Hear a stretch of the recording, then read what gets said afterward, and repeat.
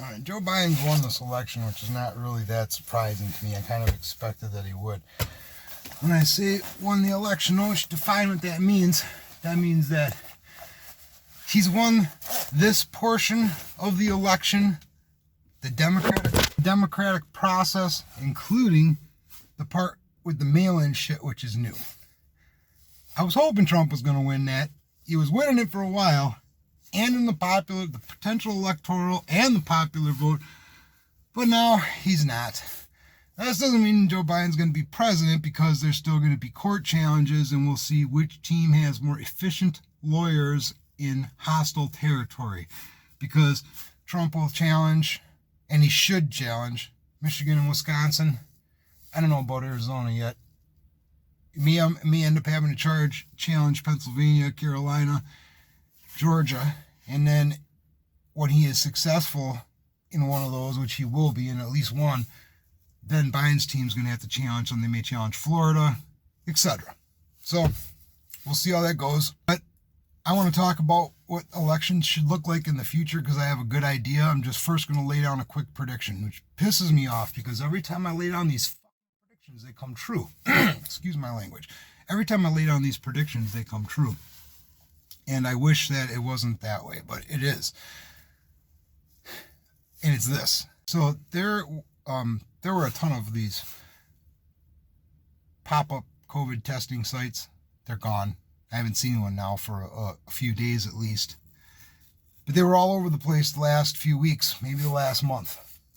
See, we also been having these headlines around the state of Wisconsin in Milwaukee, and I see a ton of it extra on Twitter and Facebook, especially from people who live in the area that I know, talking about, the spike in cases, the spike in cases, everybody's dying. No, I mean, to this, I have known, personally known, I have to actually think about this. I have personally known, I can't think of anybody, but I have personally known of, so either a friend I hadn't talked to in a while, or another friend told me, or a friend of a friend who I relied on, thought was reliable enough, wasn't exact.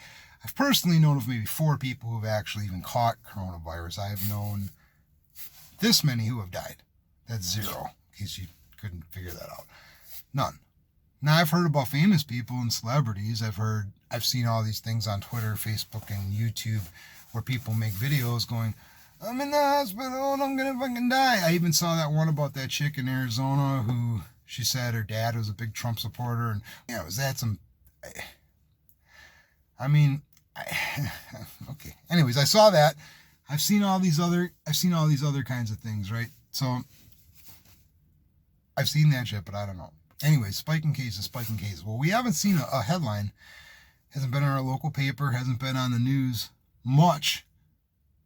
as much about the spike in cases. They're still talking about coronavirus in general, but that phrase, that bullet point phrase that they like to use, spike in cases, haven't heard that nearly as much in the last couple of days.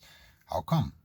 Well, there hasn't been a Trump rally in a while. There's been a Trump rally in Kenosha, Milwaukee, Waukesha, Janesville. We haven't heard as much about the spikes because, well, there's no Trump rally to talk about, so there's no reason to talk about spikes in cases. Now, are they happening? I don't know. They could be, but I can tell you for sure that during the time those rallies were happening and during the time the news was hammering on those spikes in cases, that they had pop-up test stations. They were essentially going to the hood and putting up these tents with a sign that said free COVID testing. To people that don't yet know or fully understand maybe, that if you get coronavirus and you go to the hospital, your coronavirus is paid for. Trump already took care of that. It means you're not going to get a bill, which also means that any hospital or doctor's office that you go to that can show that you have coronavirus can then submit the bill to the government for a set amount of money, which is a pretty high amount of money, more than they would probably charge you as a walk-in, definitely more than they would charge you as a walk-in if they knew, like, you told them I don't have insurance, I'm really sick, right? So, believe me, if they can find it, they're going to find it, and they're going to bill the government. And I'm sure there's some unscrupulous ones that they don't find it, but they pretend they do. They fake a test and fucking submit it anyways because they get a shitload more money from the federal government. I'm sure hospitals do this. Okay, I'm sure they do. Put these down there and they try to get people who are asymptomatic, and they try to get as many of those people who are not feeling sick to come in for a test, right? So that they can say, oh, look, here's more, here's more, here's more. Now, these are people that weren't sick. No one in their family complained to be sick. Some of these people may be high risk, but most of them are likely not. Unless not being old, unless they are already severely obese or diabetic from extremely poor eating habits or obesity, stuff like that. They don't have any comorbidity, so they're really not at a high risk. But which means if they're not at a high risk and they're asymptomatic and they're doing the social distancing in the capacity that, aside from people they're around every day when they're going to stores, they're not breathing in people's faces, which really you have to sneeze in their face, which really the sneeze has to get up their nose, which really, if you look at the CDC's website, the CDC says contact with somebody who has to be likely to need a test or to likely to actually have it versus something else or nothing at all. Contact with somebody who has coronavirus for at least 15 minutes.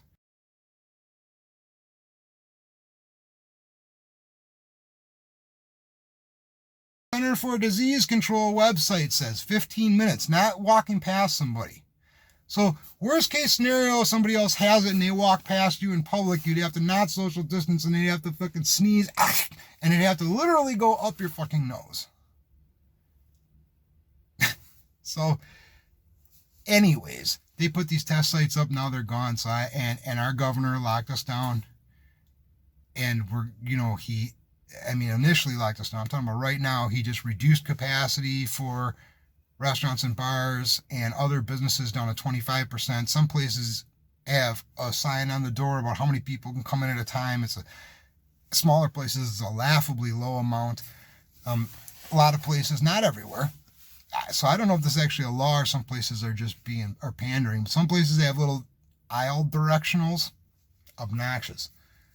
So my prediction is that now that Biden's won, and this won't happen fully until Biden's won and the court cases are settled, which could be a couple of months. But my prediction is that now that he's won, and because of the court, because if the court cases work for the Trump side, and Trump can overturn Wisconsin or Michigan, and one of those other bigger states that he needs, like Pennsylvania or Carolina and Georgia, I'm just going to assume he's going to lose all of them. I'm going to assume he's going to lose all of them because these mail-in ballots just keep coming. That happens, then, and Biden retains the presidency, then we're going to see, oh, look, these methods work. Oh, look, everything's better. The curve is lowering. See, none of this shit is really true. It's all like it's kind of like smoke and mirrors and misdirection. They make test stations for people who are not susceptible or not likely to transmit to anybody outside of their family who may have a high risk factor, but they still put these test stations there trying to get them in so they can swab them, definitely contact trace, get their information, but also so they can go, add a number here, add a number in this column, add a number in this column, so now we can talk shit about the political side we don't want.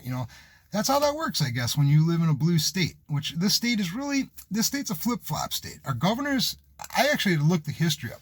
Our governors pretty much flip-flop here and have been since the inception of the state. Seems to go Democrat for a while, then Republican for a while. That's just how our governorship works here. But the city of Milwaukee, the city of Madison also, which is our capital, super blue, always blue. Democrat in Milwaukee since 1949 was the last time there was anything but a Democrat in office here. So that's 75 years. So essentially, where I live, you get Democrat politics. So their politics are make people that don't lock themselves in their house voluntarily, like during the lockdown, basically don't follow the lockdown protocols, whether it's required or suggested, make them demonized. And that's what they've done. So that's one way that they've skewered the they've influenced the election and skewered the results. And the other way that they've done it was by this ballot shit, which I can show you from yesterday. I put it in my other video. You want to take a look at it again? It's where this lady tells me that she won't tell me what political party she's from. I wanted to ask you, what's your position too? Are you Trump-holster? Are you partisan or not? Is I guess what I'm asking. So today we are all nonpartisan as workers, election workers. How were you yesterday or tomorrow? I can't answer during my... And then I asked her, well, is there at least a person here from each political party? And she said, well, it's kind of something like that. So I didn't really get an answer to that. But then I'm looking at all these videos across the country, and I'm seeing that when there are observers from both or more than just the Democrat political party, the Republican ones aren't allowed to actually observe. They're forced to stand 20 to 40 feet away. I mean, you know, that'd be my main complaint with this. The mail-in stuff is bullshit. So that'd be my secondary complaint, is that on top of having bullshit mail-in, you're not going to allow, you know, I would say somebody nonpartisan, but that in today's political climate, that doesn't exist. So you're not going to allow a person from each party. I mean, really, you should have a Democrat and a Republican, a Libertarian, and an Independent, and, you know, a couple of the other parties, a Greens Party member. I would have one of everybody in the observer polls. That's how it should be. Everybody should be there. Why not? See, when the Democrats in these cities like Detroit and this Maricopa County one are the big ones right now. There's one in Pennsylvania. There's actually Trump protesters who are outside the polling places going, stop counting, which is more, some of them are saying let them in, which is about the observers. That's what I would go with. I would not try to stop the counting of legal fucking ballots. Though I hate this mail-in idea. I'm going to tell you what is better in a second.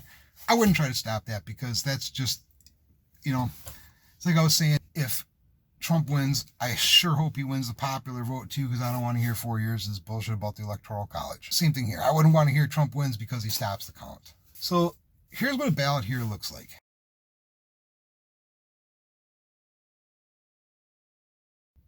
Now, I don't know where you live, how it is, if it's done the same way, but I can tell you from my limited experience, the other ways that I have voted, besides a ballot that looks like this, is by having a machine where you press buttons or move little levers, stuff.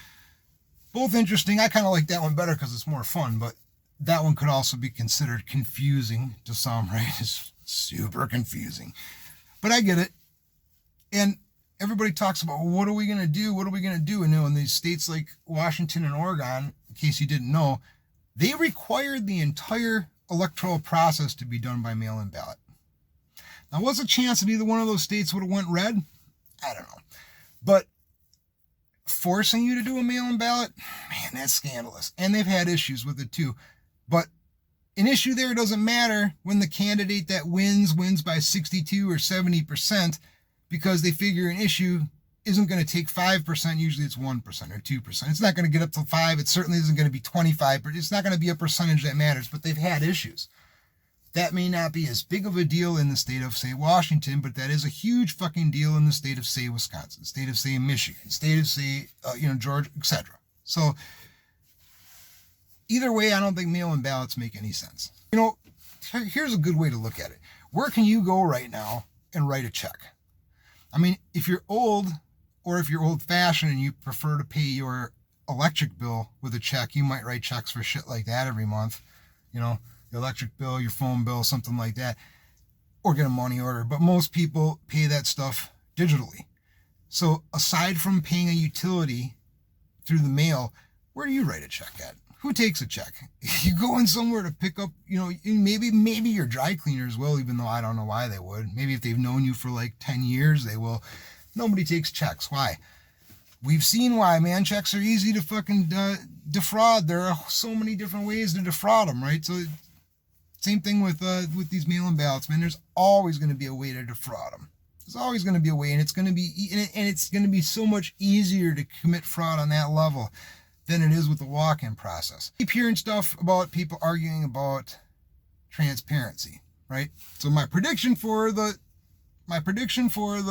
state of Wisconsin is that we're going to see, if Biden's side pushes back in the court and wins and retains the presidency, we're going to see how our governor's strategies to combat coronavirus have worked. That's what I predict. We're not going to see more of the spike in cases shit. We're not going to be seeing that in headlines. My other prediction is that in the future, we hear a lot about transparency, and people argue about what does that mean and what's necessary. So with the voting process, people can't agree on what they like best. Mail-in balloting is not the voting of the future, though. That's bullshit. That's about as logical as saying that you can do your voting online. You can go to a secure website and upload your ID and a picture of you at the current time with a fucking newspaper like the old-fashioned kidnappers, right?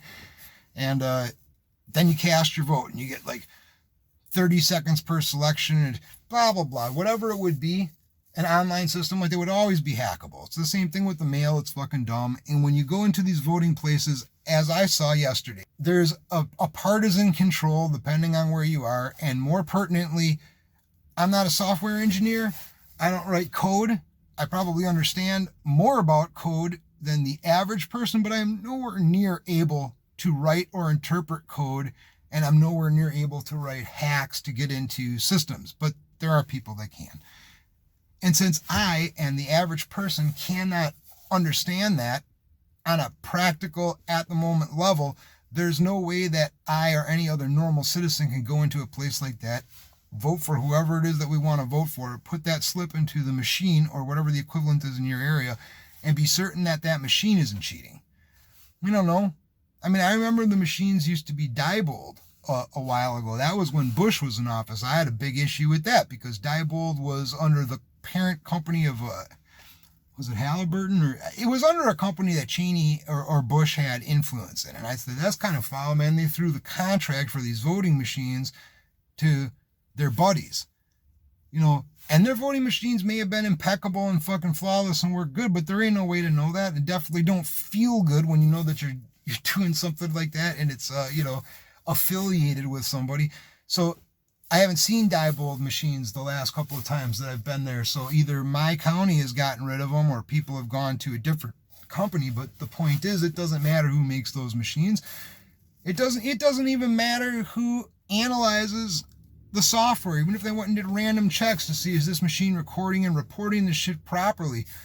Because then you have to trust the person that's doing the analysis, and it would slow the process down because they'd have to spot check different stations across the country. So my idea which includes the word transparency, which should make everybody happy, is that after you go and vote, while you're in your voting booth, okay, you got to use like a button system, okay?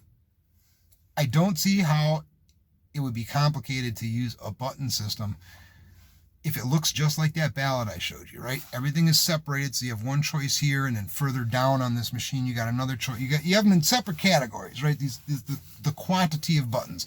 And once you're sure you have everything, which a little LED display next to it, which would clarify what your choices are, you have an enter button, right? This is how we should vote.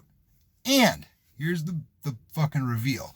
Then after that, after you hit your enter button, so you are then submitted after you've been checked in. They give you those little slips that go with your other one, around your little pink slips, but that's to show that you're in the right ward, you're verified, your address, signature, ID, technically supposed to be verified, and you have to give that to one of the election people when you turn your slip.